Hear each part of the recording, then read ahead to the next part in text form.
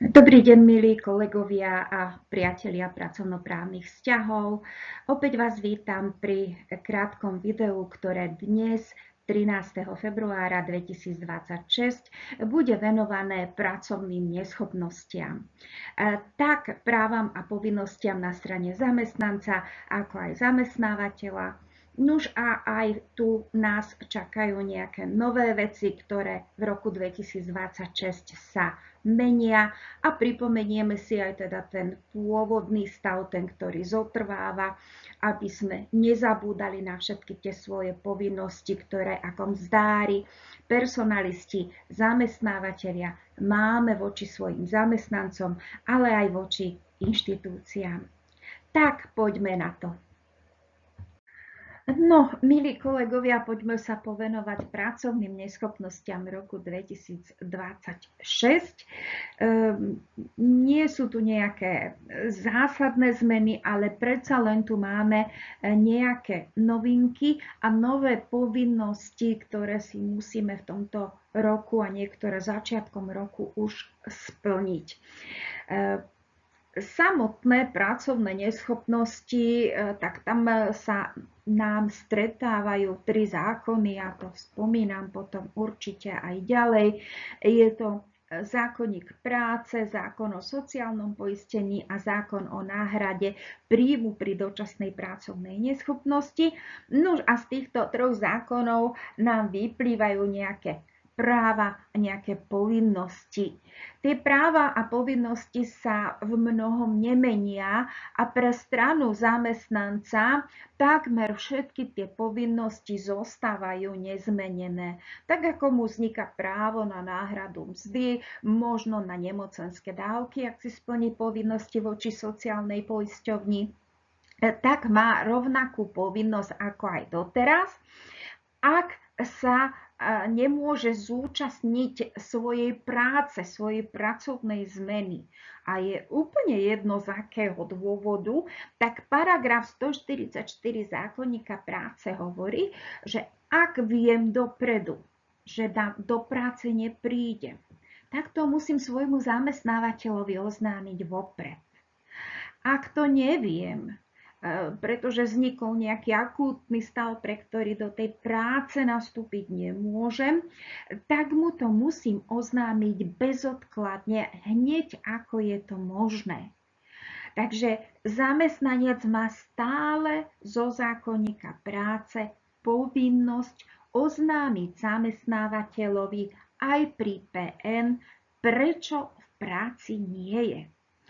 Trošku nám tu kália vodu lekári, ktorí to samozrejme nerobia zámerne, ale zamestnanci sa ich zvyknú pýtať, a čo mám teraz akože tomu zamestnávateľovi odniesť, alebo povedať, alebo čo mám urobiť. A lekár mu povie, no nič nemusíte robiť, lebo PNK je vystavená elektronicky a on si to v sociálnej poisťovni nájde, jemu sociálna poisťovňa dá na vedomie, že máte tam PN-ku. No to je pravda, ale pravda, pokiaľ ide o doklad o pracovnej neschopnosti. Nič to nemení na povinnosti zamestnanca, že je povinný, a zase pripomínam paragraf 144 zákonníka práce, každú svoju neprítomnosť vrátane PN-ky zamestnávateľovi bezodkladne nahlásiť. Dnes skutočne si nemôže sťažovať, že nemá možnosti, pretože máme všetci, takmer všetci, mobilné telefóny, tam máme možnosť SMS-ky, tam je možnosť e-mailu, tam je možnosť sieti, alebo môžem zavolať, alebo môžem odkázať po kolegovi. Takže je v podstate neospravedlniteľné, ak ten zamestnanec nám takúto situáciu nenahlási. Nuž a toto by chcelo trošku viac osvety zo strany personalistov a mzdárov smerom k zamestnancom.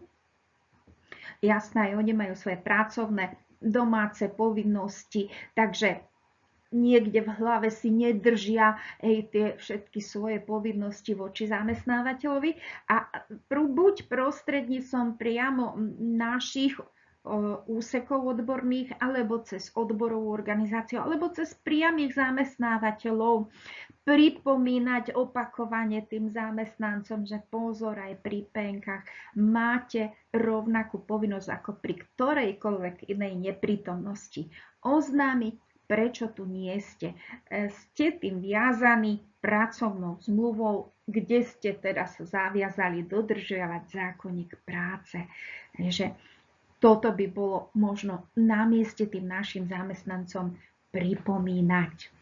Od 1.6.2023 platia EPN-ky, teda elektronické PN-ky, čo neznamená, že by sme sa už nemuseli s papierovými PN-kami stretnúť. Vo veľmi výnimočných situáciách môže sa stať, že zamestnanec ešte prinesie papierovú PN-ku, takže nemôžeme ju odmietnúť, je rovnako platná ako elektronická. A tie povinnosti pri tých papierových PN-kách máme asi zažité, takže vieme, že vypisujeme, máme 3 časti penky, ružovú, kde nás zamestnanec žiada o začiatok penky a nemocenskú dávku, biely prieklepový, kde nás žiada o náhradu príjmu a tretí biely prieklepový, ktorý je ukončením pracovnej neschopnosti. My na týchto papierových penkách vypisujeme v tej dolnej časti to, čo tam sa po nás chce. To je dátum posledného dňa, kedy zamestnanec prácu vykonával, potom dátum odkedy dokedy poberal od zamestnávateľa náhradu príjmu za penku, potom ak sa mu mzda vypláca na osobný účet, tak číslo účtu, teda dnes IBAN, a potom ešte vypisujeme dátum, kedy do práce po pracovnej neschopnosti nastúpil. Všetky tieto povinnosti sme doteraz mali aj cez EPN-ku, proste museli sme vstúpiť do tej elektronickej PN-ky a doručiť tam tieto informácie. Nuž, v podstate aj teraz máme časť týchto povinností. Pripomínam, že od 1.1.2026, takže od 1.1.2026 zamestnávateľ je povinný uhrádzať náhradu za pracovnú neschopnosť maximálne 14 kalendárnych dní.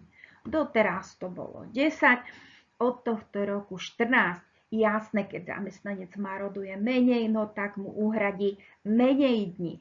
Keď maroduje viac, tak mu uhradí 14. Nuž a potom od 15. kalendárneho dňa má dostávať nemocenskú dávku od sociálnej poisťovne. Áno, toto platí len vtedy, ak zamestnanec si splnil povinnosť voči sociálnej poisťovni a teda k tomu začatiu PN-ky bol nemocensky poistený a zároveň mal za posledné 2 roky aspoň 270 dní nemocenského poistenia.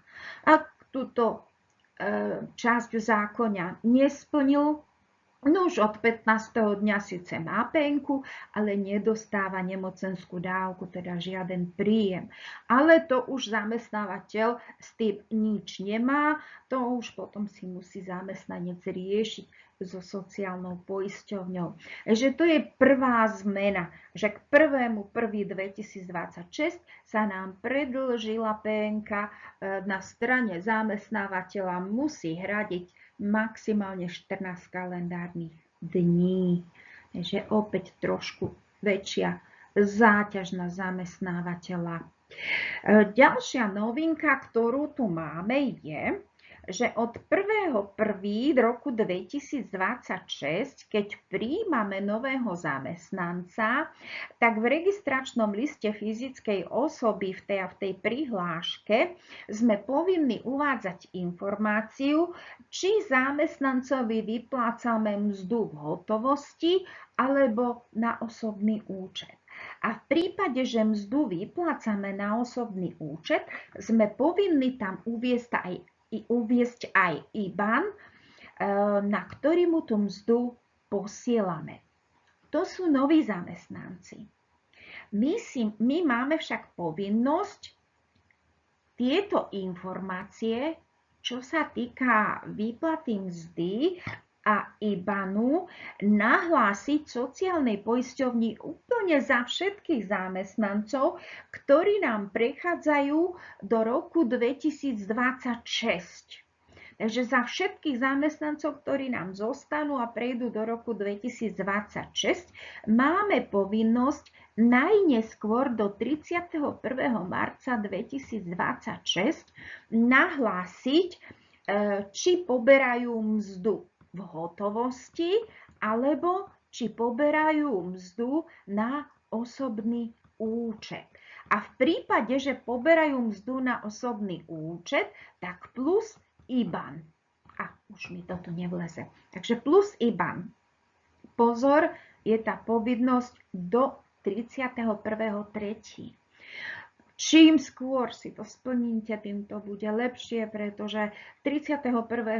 je nešťastný termín, máme tam aj ročné zúčtovania, takže máme na pleciach až roboty s potvrdeniami o príjme, s príjmaním žiadostí, dokladov k ročným zúčtovaniam. Takže ešte do toho nám spadla aj povinnosť nahlásiť tieto údaje sociálnej poisťovni. Ak ste malá firma, tak to dokážete urobiť aj jednotlivo, si vygenerovať tieto informácie. Pri väčších firmách odporúčam, aby ste to robili hromadne, čo teda vám hodne práce ušetrí, ale napriek tomu si musíte prekontrolovať, či skutočne to zasiahlo všetkých vašich zamestnancov. Čo nám zostalo, ale čo musíme nahlasovať, a týka sa to tých, ktorí na tej penke budú viac ako 14 kalendárnych dní, teda prehupnú sa do toho obdobia, kedy by mali poberať nemocenskú dávku, tak musíme do tých EPN-iek nahlásiť posledný deň výkonu práce a ďalej musíme nahlásiť aj dátumy, odkedy dokedy sme im vyplácali náhradu mzdy za pracovnú neschopnosť. Že ak PN bude trvať viac ako 14 kalendárnych dní. Pri všetkých PN-kách, bez ohľadu na to, ako dlho trvajú, musíme tieto informácie nahlásiť vtedy, ak sa jedná o pracovnú neschopnosť z dôvodu pracovného úrazu alebo choroby z povolania. Takže ak nám zamestnanec pôjde na penku s pracovným úrazom alebo s chorobou z povolania, tak musíme hneď nahlásiť posledný deň, kedy pracoval, a prípadne aj odkedy mu začíname vyplácať náhradu mzdy a potom dokedy sme mu náhradu mzdy vyplácali. Čo nemusíme už tento rok robiť, o čo sa nám povinnosti skrátili, tak to je vlastne to, že v prípade, že PNK trvá viac ako 52 týždňov, teda viac ako rok, tak v tomto prípade už nemusíme nahlasovať prerušenie poistného registračným listom. Bude to za nás robiť NCZI, takže my už to nemusíme robiť. Že o toto nám ubudne vlastne povinnosť. A takisto, keď nahlásime za všetkých tých našich zamestnancov tie IBANy, tak nám odpadne ďalšia povinnosť, že pri každej PN-ke ten IBAN nahlasovať na novo. Hej, tú povinnosť sme mali aj doteraz. Čo tu máme ešte také, že nám to ubúda tá práca, tak nám ubúda práca, čo sa týka zdravotných poisťovní. Nie sme povinní pri EPN-kách nahlasovať kód 1O, teda začiatok pracovnej neschopnosti, a tým pádom ani koniec. Doteraz sme mali povinnosť nahlasovať začiatok pracovnej neschopnosti v zdravotných poisťovniach kódom 1O, veľké O, a koniec sme nahlasovali vtedy, ak PNK trvala 10 kalendárnych dní a menej. Tak dnes už nemusíme nahlasovať ani začiatok PNky. Ak môžem z praxe poradiť, prosím vás pekne, overte si to vo vašich pobočkách zdravotných poisťovní, či skutočne nemusíte ten kód 1O nahlasovať. Mali by si túto informáciu, alebo mali by tú informáciu dostávať od NCZI. V januári to ešte nefungovalo vo všetkých pobočkách, preto by som odporúčala, radšej si to overte, aby ste sa nedostali do situácie, že potom vás budú zdravotné poisťovne naháňať, prípadne pokutovať, že im tieto informácie chýbajú. Áno, je to tak, že na jednej strane nám síce toto právo, alebo túto povinnosť uberú, ale na druhej strane sa to napríklad v zákone o zdravotnom poistení zatiaľ neodrazilo. Takže skutočne treba si to v svojich poisťovniach overiť. Ideálne mailom, aby ste mali aj potvrdené, že teda toto sa po vás nevyžaduje, že zo zákona by sme nemali, ale či to funguje a či skutočne všetky zdravotky túto informáciu od NCZI dostávajú, tak to žiaľ zaručiť v tomto čase nemôžem. Je február, takže v tomto čase neviem povedať, či všetci, február 2026, v tomto čase neviem povedať, či všetky tie zdravotné poisťovne skutočne toto prepojenie majú, a teda aby potom sme zamestnávateľovi zbytočne nevyrábali nejaký problém. Ak ste sa už stretli s tým, že teda niekto vám niečo poradil a potom vám povedali, že teda takto nemôže byť a pracovník nebol kompetentný vám takto poradiť, tak viete, že u nás je na mieste si všetko overovať. Takže ja by som k tým našim pracovným neschopnostiam len toľko.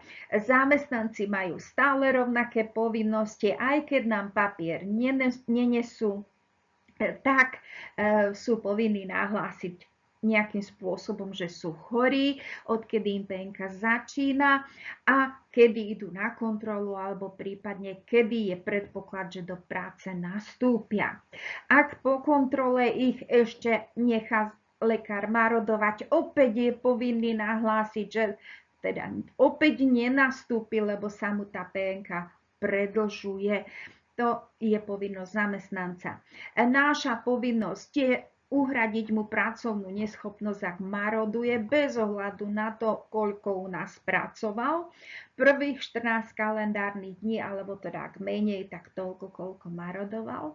To znamená, že zamestnávateľ, ak má zamestnanca, ktorý mu nastúpil, odrobil jeden deň a na druhý deň sa dá vypísať, no tak má povinnosť mu tých prvých 14 kalendárnych dní uhradiť náhradu mzdy. Žiaľ, tak to je.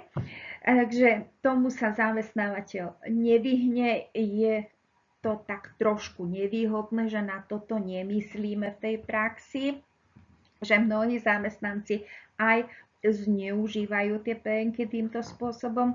Na druhej strane by som chcela ešte pripomenúť, je to už záležitosť, ktorá nám platí nejaký ten čas, ale zamestnávateľ má právo cez e-podateľňu požiadať sociálnu poisťovňu o kontrolu dodržiavania liečebného režimu.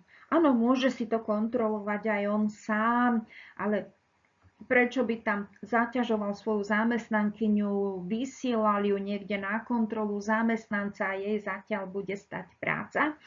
keď má možnosť o to požiadať sociálnu poisťovňu.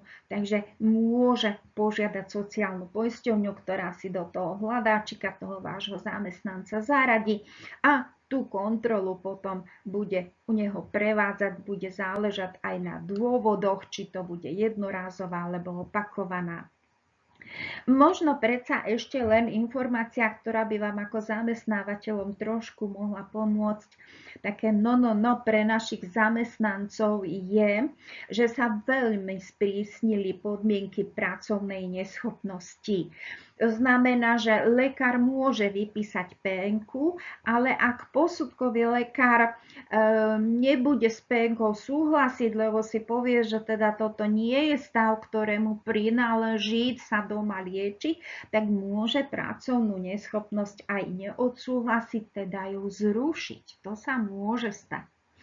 Veľmi sa sprísnili ďalej podmienky, ak zamestnanec, nedaj Bože, je pristihnutý pri nedodržiavaní liečebného režimu, či už vonku rúbe drevo, alebo nie je doma, keď tá kontrola prišla. Zamestnanec je povinný zabezpečiť podmienky pre kontrolu, teda je povinný zabezpečiť, aby zvončeky zvonili, aby mohol bránu otvoriť, keď hovoríme o panelákoch napríklad. No a toto všetko ten zamestnanec vie zabezpečiť, no v paneláku nedáte opraviť asi zvonky všetkým, to jednoducho niekedy možné nie je, tak sa odporúča, aby zamestnanci, a to už by mali tí lekári aj pripomínať, nie len povedať, že nič nemusia, keď zamestnanci pri tej PN-ke, pri adrese, kde sa budú počas pracovnej neschopnosti nachádzať, uvedú aj svoj mobilný telefón. Nemôžem sa dozvoniť, tak ten kontrolór skúsi to mobilné číslo, takže toto je tiež dobre, keď zamestnancom dáte do povedomia, keď budeš chorý, okrem adresy, kde budeš marodovať, uveď aj mobilné číslo. Za porušenie liečebného režimu sa považuje samozrejme aj také venčenie domácich miláčikov, alebo trebárs aj vôbec, keď nás nepristihnú z nejakého dôvodu doma. Ak sme osamelí a nemá nám kto nakúpiť a my sme teda nútení si nejaké to jedlo počas PN-ky obstarať, odporúča sa odkladať bločky s dátumom a časom, aby ste mohli potom v kontrole vydokladovať, že teda aby ste neumreli od hladu, tak ste boli v potravinách. Takže toto je veľmi dôležité. Ďalšia vec, ktorú možno zamestnanci nevedia, je, že môžu byť za porušenie liečebného režimu pokutovaní. Začína to 100 eurami, pri opakovaných porušeniach až 170 eur, ktoré potom si účtuje sociálna poisťovňa, nie zamestnávateľ. Okrem toho mu môže byť prerušené napríklad náhrada príjmu alebo nemocenské dávky, teda naozaj príde k porušeniu liečebného režimu a zároveň mu môžu byť odňaté odvody do zdravotného poistenia. To znamená, bude si musieť všetko doplatiť ako samoplatiteľ, pretože porušil liečebný režim. No a samozrejme pri ďalších pracovných neschopnostiach to bude problém, lebo ten posudkový lekár už ho bude mať v hľadáčiku a už aj keď bude naozaj chorý, tak skutočne tak môže sa stať, že tie kontroly sa mu tam budú cykliť, že teda nebude mu to až moc príjemné. Takže aj toto treba tým zamestnancom dať na vedomie, že môžu byť pokutovaní, môžu im byť odňaté dávky alebo náhrady a navyše si budú musieť zdravotku platiť ako samoplatitelia. Lebo za normálnych okolností, keď ste na penke, tak ste poistencami štátu v zdravotnej poisťovni. Takže to sú ďalšie veci, ktoré možno trošku osvety k tým smerom k tým našim zamestnancom, ktorí to už pozabúdali, alebo mnohí aj nemarodujú často. Takže nevedia, že teda tie podmienky sú až také prísne. Čím ďalej, tým prísnejšie.